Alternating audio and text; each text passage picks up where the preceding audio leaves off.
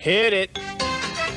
Sega's next-generation gaming platform, revolutionary sports and arcade gameplay, all with amazing new 3D experiences never before possible on home game systems. Wow. Hot off the heels of the Sega Saturn's release, Sega was struggling hard. With only moderate success in Japan and commercial failure everywhere else, trying to keep up with the wildly popular PlayStation was turning out to be a fool's errand. Come 1996, and the race for the big 3D platformer was afoot. Nintendo revolutionized the genre with Super Mario 64, Sony kept it simple and straight to the point with Crash Bandicoot, Accolade committed several war crimes with Bubsy 3D, and Sega had Bug. Their big system seller, Sonic X-treme, didn't have a chance in hell making its Christmas deadline. The project would unfortunately be shelved around August of that year, in its place a port of the lesser isometric title Sonic 3D Blast. With their system lacking any worthwhile Sonic games, on a console that was almost on its deathbed, Sega became desperate. Enter BAP Interactive. After their first ever game, 1995's Blood Wings, Pumpkinhead's Revenge, they immediately started work on an original edutainment game using a similar framework. However, plans would already shift not long after.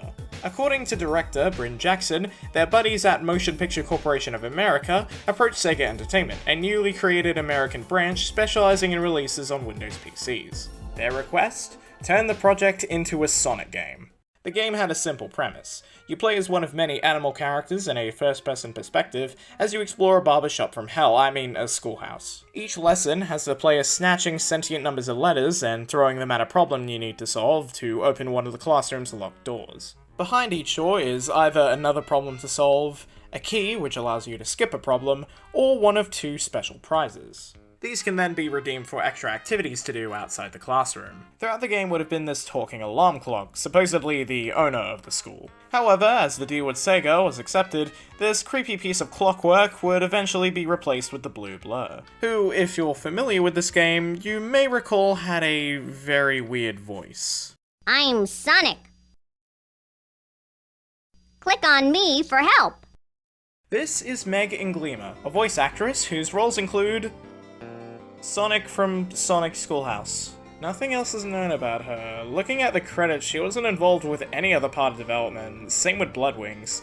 She might have been a new employee at BAP or Ryan Interactive, a close friend, or hell, an actual aspiring actress, but we can't say for certain. What we do know is how similar Sonic looks to his appearance in the aforementioned Sonic X-treme. And yes, this is the same model. Ross Harris, the lead artist of X-treme, is listed under special thanks in the credits. So either this was done with his permission, or Sega already owned the copyright to his assets. Considering the model's use in some early box art for X-treme, Sonic Blast, Sonic 3D Blast, and the Windows 95 port of Sonic CD, the latter seems likely. This isn't the only repurposed asset either. In the memory matching game, there are featured models of Tails, Knuckles, and Robotnik. The Tails model in particular is very interesting. On Harris's YouTube channel lies a short turnaround of that very same Tails model, alongside other videos of his work on X-treme. It's fair to assume the Knuckles and Robotnik statues are the same story, given the matching art style. From the reuse of assets to the un-Sonic-esque presentation everywhere else, it's obvious the Sonic aspect of this game was made very late in development. Hell, Inglima's dialogue wasn't even recorded until May 6, about 5 or 6 months before the game's release. The only part of the game that kind of feels like Sonic is the Ring Hunt minigame, where you fend off against Robotnik and his badniks. The models seem to exclusively be made for Schoolhouse, due to looking more consistent with the rest of the game, and zero evidence they were even created for X-treme. So I can't say it was done last minute, but you could tell this was something else at one point. Alas, after about a year development, Sonic Schoolhouse finally released in late 1996.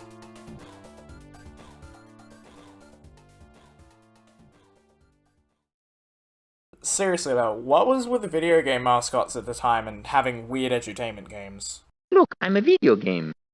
Boom, boom, boom, boom, boom, boom. Thank you very much. Thank you.